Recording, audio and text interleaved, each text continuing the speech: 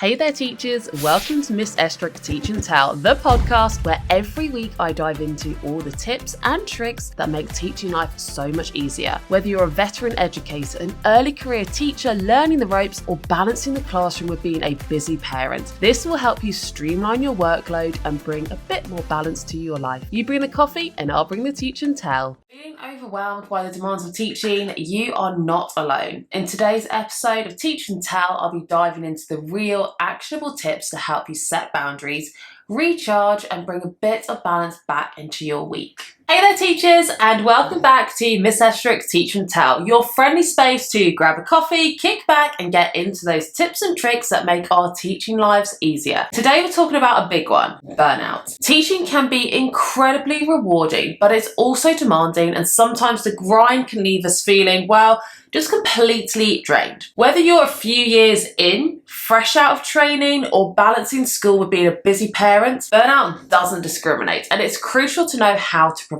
it.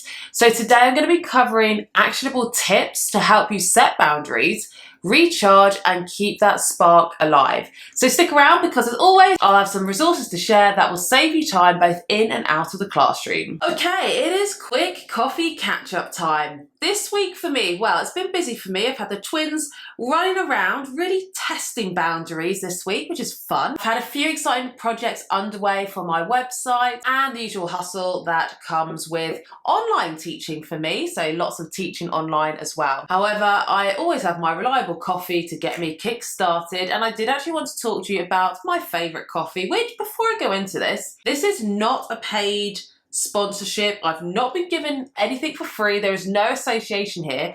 I just genuinely love grind coffee, and I use this coffee subscription and it gets me through every day. I just have my coffee posted to me once a month, and that does me for 3 coffees every day for an entire month, which I absolutely love.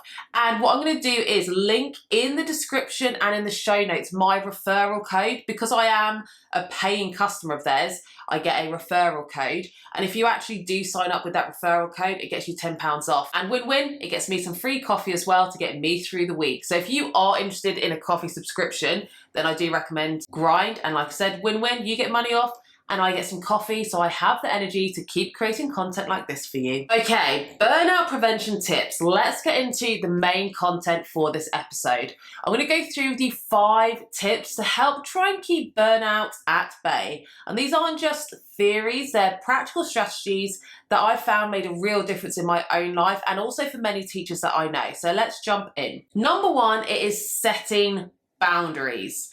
You absolutely have to protect your time. First up, boundaries. I can't emphasize enough how important it is to set them. Set a clear start time and end time for your working day and stick to it as much as possible. If you are anything like me, then I often got lost in projects. I might say, I'm only going to do an hour, I'll mark these books, but then I think, oh, I've only got 5 more to go. And if I just get those 5 done, then it's done tomorrow. And before I know it, I've stayed another hour. Or it might be I'm planning a lesson. I think, oh, I haven't quite finished and I wanted to go home by this time, or I wanted to relax this evening, but I haven't quite done. I'm just going to keep going. And before I know it, I have worked most of the evening. But remember, schoolwork could easily expand to fill every available minute if you let it. So give yourself the permission to log off and stop when you said.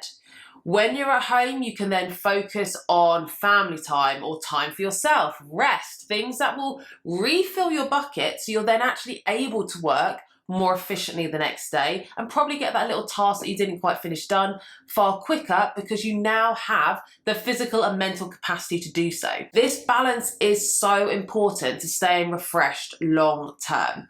And like I said, I used to be awful at this, and I mean truly awful at this. I would drag myself into school every day, even if I was really unwell. I used to work all hours doing schoolwork and also my online business, and I had this terrible attitude, which I say terrible, I have this attitude that a lot of teachers have, which is, I have to do this though because it's for the students and it will impact their future if I don't do this. So me feeling a bit ill and dragging myself into school or working a bit later, I'll get over that. But if I don't do this, what if it stops that student from getting into university, and now I've just completely changed the whole trajectory of their career, which is such an overinflated idea. But honestly, that is the guilt that so many teachers have, which is why they work themselves into the ground and work all hours under the sun that they're not being paid for, and even when they're ill. And I actually ended up making myself pretty ill in 2018 due to this. I actually have a chronic illness and it flared up. And it's because I was moving house at the time, so there was a lot going on in terms of stress in my personal life. There was a lot going on at work, and I was ignoring the signs that I wasn't feeling well and just pushing beyond my limits because I desperately didn't want to let down my year 11 classes, my year 13s. There were students in my form that I felt really needed their form tutor there because they were going through some really challenging things in their life, and I didn't want to let them down. And it was my mum who's always said to me, even during this time, kept saying, look, Katie, your health comes first. You cannot help these students if you are so ill. You cannot go to work now for 2 weeks. If you have 1 day off or 2 days off, that's so much better than making yourself ill and then having loads of time off. That was like the logic. She had to explain it to me because I wouldn't accept the fact of my health comes first. It had to be the logic of, right, if you're thinking about the students, then the logic here is take 2 days off instead of 2 weeks, and then you're impacting them less. And she's right, health does come first. And she used to always say to me, no one at work is irreplaceable. You might feel like you are, but you can be replaced. There will be people that can step in and cover you. There'll be cover teachers, and maybe it won't be the same standard as their typical lesson, but they will be fine and they will survive. And she was so right, and I knew deep down she was, but it took me making myself really ill to appreciate it. And in fact, I don't think I properly ever accepted this without the guilt until COVID happened. And I don't know how this has affected your points of view around taking days off, but I used to never take a day off if I had a cold, even if I felt horrendous and I didn't have a voice. Like, I would literally go in and teach all day when I had no voice and just be standing there pointing and typing and whispering to the class. That's so ridiculous. But it wasn't until COVID that I found it changed the whole attitude towards going into school when you were ill, because it used to be, oh, you're not that ill, why aren't you coming in? Whereas then COVID happened and it was, you're ill, you're coughing, and you're in a school, get out, go home. And this idea of potentially spreading infection, I think, changed the mindset, and people started to then take days off guilt-free when they were ill. And for me, this also coincided with me having my twin boys, and I had to have quite a lot of time off with them because the nursery guidelines were if they had a temperature, they weren't allowed back until they had a negative COVID test, which having two twins at nursery meant I often would take half a week off because one would have a temperature, then the next one would, and it'd take 48 hours before you got your negative COVID test back. And what it actually showed me was, yeah, school did carry on, the world did go on. The students were maybe a bit disappointed that their teacher wasn't there, so they were having to have a cover teacher or teach themselves, but everyone was fine. And it enabled me to actually respect my well-being a lot more and realise that if you are ill, don't go in. Because number one, if it's an infectious illness, you're going to infect people. And number two, you're better off having 2 days off ill now, get better, and then you're not going to be off long term. And that means you are more able to support your students. So that one there about setting clear boundaries, I've kind of blurred that with making sure you are taking the time off when you need it, but also, yeah, in the evenings, after school, set these clear boundaries. You are allowed to have evenings off. If you didn't get an activity finished, then it wasn't finished. Nothing terrible is going to happen. You'll have to find another time to fit it in, or reflect on what the activity is and think, does it actually have to be done? Or is this something that I'm telling myself needs to be? And if it doesn't have to be done, then maybe consider, do you actually need to do it? Right, number two is planning time for yourself, because self-care isn't selfish. So self-care, as I said, isn't selfish, it is survival. This could be as simple as reading a book, going for a walk, or even just getting enough sleep. Personally, one thing that I did find when I was struggling to juggle being a mum, being head of department, working full time, and running my own business was evening times feeding myself properly. And what I actually did, one very simple solution, it is a bit pricey, but one simple solution for me was I started to get meal boxes for a while. And I actually used Green Chef because at that point I was vegetarian, and they've got loads of good vegetarian options. They're really environmentally friendly and the food is really good. So if you've never tried a meal box, that could be a simple solution, and that counts as self-care as well. If you do want some free boxes from Green Chef, again, I've got the referral code below, just like with my grind. This is not affiliated with them. They're not paying me. It just means if you use that code, you get free boxes, and so do I. So we're helping each other out there. Now, I know how difficult it can be to juggle everything and find time for self-care. I am a mum of twins. I co-parent. I've got 50-50 childcare with them, which means the days that I have the boys by myself and I have 2 hyper toddlers, it is a real struggle to find time for myself until they're in bed. And my tendency used to be that, right, I'm at work, I'm then looking after the boys, I need to give all my attention to them, and then I sometimes find I hadn't done enough work, so then they're in bed and I'll carry on working, and before I knew it, I'd worked until about 9 o'clock at night. I then didn't go to bed till late, and it'd just be this never-ending cycle of not having any time for myself. So the last 2 years, I set myself really strict self-care boundaries that I will not work after they've gone to bed, and I will actually use that time to rest, recuperate, and do something for myself. And this year I've done that, with the exception of when I go live at 8 p.m. on Instagram every week on a Thursday. That's the only exception. The rest of the time in the evenings is my self-care time. And it's not like some big regime, it's just I will make sure I'm cooking or someone is cooking dinner and I have a nice dinner. I watch TV, I might read a book, I might do exercise. On my child-free nights, I might actually go out on a school night and do something. And it has really changed my happiness. Yes, it's affected my well-being, but I hadn't actually realised how much it was impacting my happiness and quality of life. I had just become this working machine and mum. That was all I was. Whereas now I feel I am still a working machine, I'm still a mum, but I'm now actually Katie as well, and I've got myself back, and I have started enjoying myself more, reminded and remembered what my hobbies were, and have time to enjoy myself because I make myself the time, because I realise it's not selfish, it is survival. Another big one then, number 3, is building a support network and connecting with other teachers. Having that support network with other teachers is really, really helpful.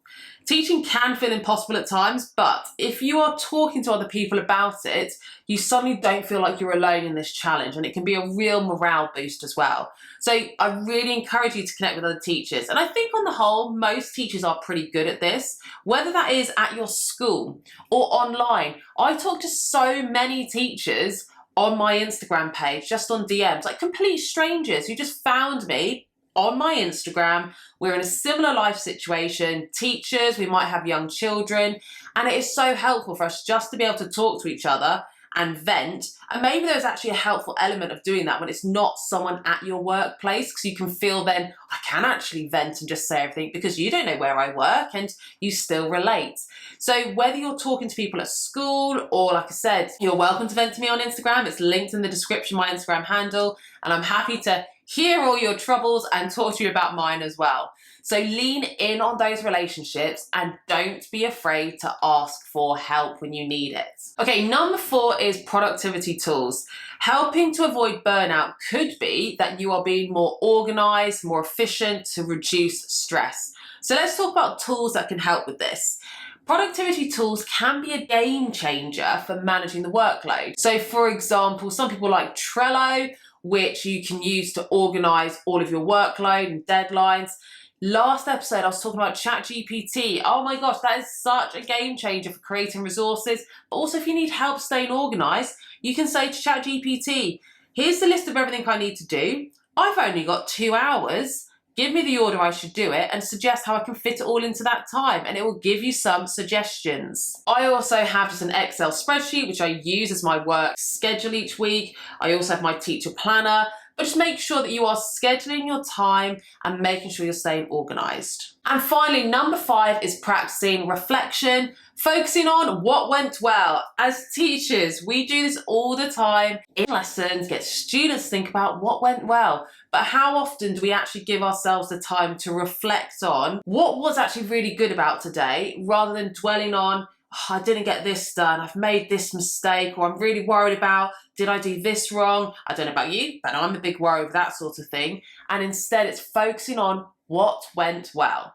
So set aside a few minutes at the end of each day or the end of each week to just jot down what did go well, what did you accomplish, what was really positive about that week, what did you enjoy. I know we can easily focus on what didn't go to plan, but regularly reflecting on these wins, even the small ones, will really help to maintain a positive outlook. And this is something that, at least at my school, we preach all the time to our students that they should have these gratitude journals, focus on what went well, literally just jot it down in your notes on your phone. And I always sit in those assemblies thinking, that is a great idea, yeah, they should do that. And I'm like, hang on, why aren't I doing that? Because they're right, that will make me be more positive. Stop dwelling on what hasn't gone well and just think of all the things I have enjoyed this week, no matter how small they are, to focus on those bright spots and remind ourselves that we do love our jobs, and here's all the amazing reasons why. Right, quick win of the week. Let's wrap it up with that quick win then. This week's tip is to create that positivity folder, whether you're going to have an actual pad or whether it is a note section on your phone, or if it's just going to be a sticky note on your computer.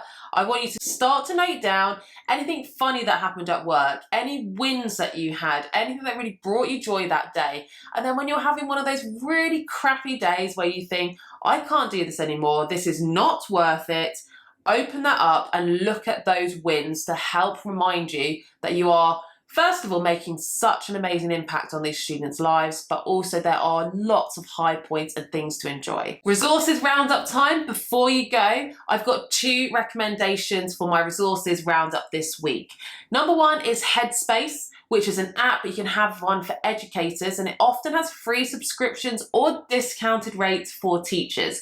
And Headspace has guided meditations, mental health resources designed to address burnout. So if that's the sort of thing that you like or you haven't tried before, give that a go. Another one is Google Keep, and this is linking to the quick win of the week. Google Keep is just a quick note-taking app that is easy for brain dumps or tasks or ideas, which can help reduce overwhelm. If you want to just get everything out of your head, have a list written down as a brain dump, or if you want to just have somewhere to jot down all your quick wins, then do that on Google Keep. So these things might seem quite small and trivial, but they can make a huge difference in reclaiming time and mental space. And I'll link both of those in the show notes and the YouTube description for you as well. So that is a wrap for today. I hope these burnout prevention tips bring you some peace of mind and practical steps to help keep burnout at bay. And remember, it's all about balance, setting those boundaries and making time for yourself. You are already doing an amazing job, so allow yourself that. If you did find today's episode helpful, hit the subscribe button, leave a review on Apple Podcasts. Your feedback helps me reach more teachers like you and to help them as well. And don't forget to follow me on Instagram, miss.estruch.teach.and.tell for more tips, behind the scenes, or just to vent to me. But for now, I'll see you next week. You bring the coffee and I'll bring the teach and tell.